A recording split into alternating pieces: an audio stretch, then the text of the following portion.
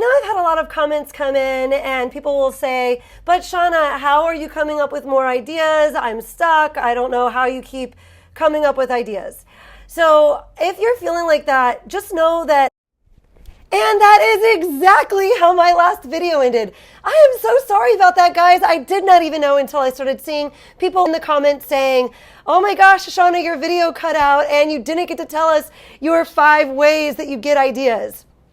So the last video was all about 2 types of design hacks, easy, quick design go-tos. If you didn't catch that video, then I will go ahead and link it down in the description below. You'll actually be watching the end of that video before you watch the beginning. I will give you just a quick recap of what we covered in that video, but throughout the video, I say things like, and you will want to stick around to the end of the video because I am going to go over 5 ways that I always am using very consistently to generate ideas. And you stayed all the way to the end of the video, looking forward to hearing about those 5 ways that I use to come up with ideas, and the video cut out right before I reveal them. So I will quickly review what we spoke about in that video, and then I will let the last 6-7 minutes play of that video. And if you're a regular around here, you were probably pretty disappointed that there was no Tucker tip at the end of the video. So we will also have that Tucker tip because he's got a great one for you. We discussed in that video, we were talking about Thanksgiving designs, and we chatted about 2 design kind of hacks that I usually fall back on, or I fall back on them often, where you take a word, like we were doing mama and mini, you pop out one of the letters, and you put in a niche specific graphic. So we were doing Thanksgiving designs, and we popped in turkeys. So we did mama, and we did mini, and we popped out a letter and threw the graphic in. I usually try to make this a vowel because the eye will often know exactly what the word is when there's a vowel removed, but it can work for other letters also. We did a couple of designs like this, and then we switched over and we did designs with wavy text. I used Kittl to make my designs because I think that they are the easiest when it comes to creating wavy text designs. And we actually even made it easier by using one of their templates, which is an awesome hack if you do have Kittl. If you're looking to try out Kittl or to get Kittl, I do have a link down to them in the description. So now we're going to get back to that original video and watch the end of it. But before I do, I will just quickly mention that if you are looking for help with Thanksgiving, I have a free download down below that gives you ideas for niches, really good, profitable niches that you can go into for Thanksgiving. And I'll also leave you a link to the holiday resource that I recently put together in an effort to help you really prepare for the holidays. It's something I personally use and my friends are personally using. They're hitting all of the things that they need to be hitting in order to have a successful Q4. Also, if you'd like me to do a deeper dive into how I get ideas and show more examples, I kind of covered it quickly as a little bonus at the end of my last video where the focus was the designs and how to accomplish those designs that I was showing you. But I had so many people reaching out to me in the comments expressing an interest in this topic. I was surprised because I had just kind of figured I'd give you this little bonus thing real quick at the end since I use some of those design generating activities that I do to come up with the design that I show in the last video. So if you would be interested in my putting maybe a video together with 10 ways that I come up with my ideas, let me know down in the comments. That would be a fun video to put together. All right, let's try this again. And we'll finish that video right now. I know I've had a lot of comments come in and people will say, but Shawna, how are you coming up with more ideas? I'm stuck. I don't know how you keep coming up with ideas.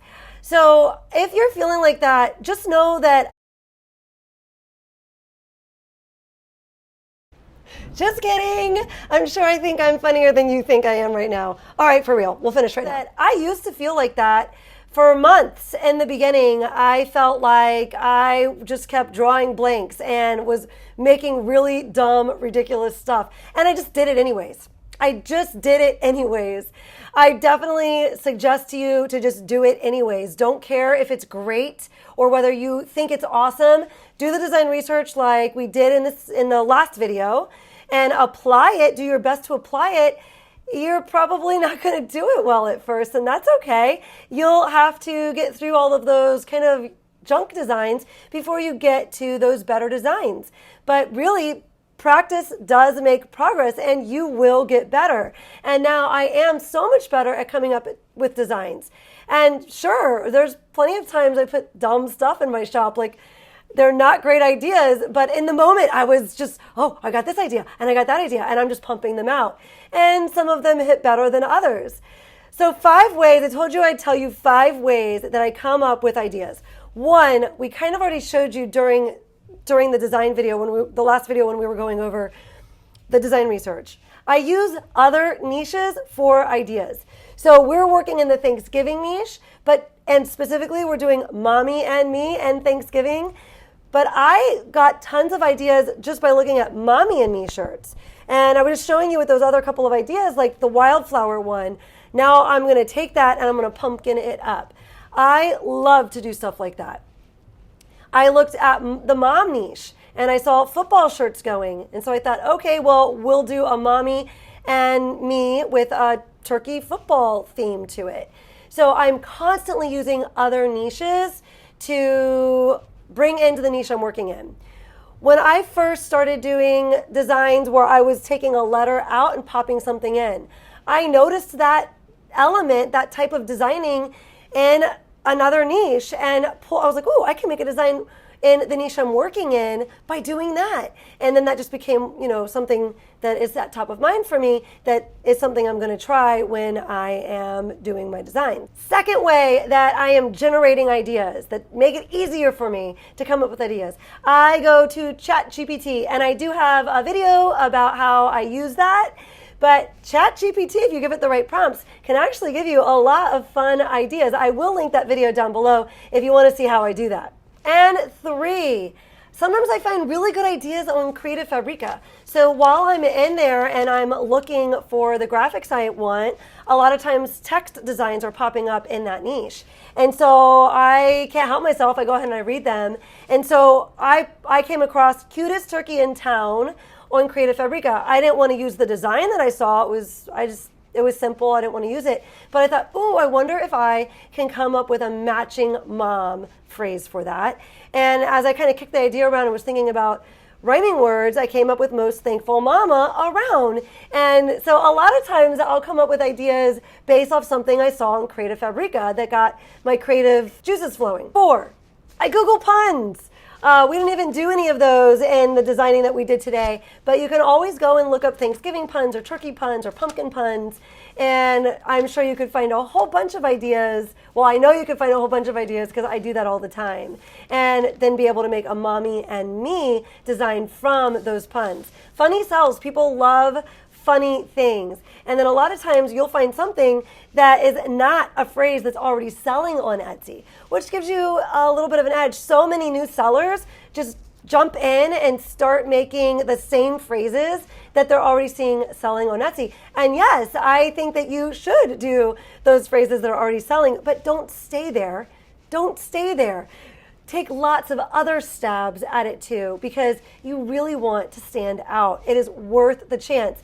If you think it's dumb, do it anyway. That's how you're going to get better. And thinking that something's dumb and not having at least trying it, that's going to keep you back. That's going to keep you from learning, and it's going to keep you from swinging at the bat. There are plenty of times where I've sold something that was not what I thought was going to be the thing that sold. And there have been many times where I'm like, am I really going to list this? Maybe I just won't list this one.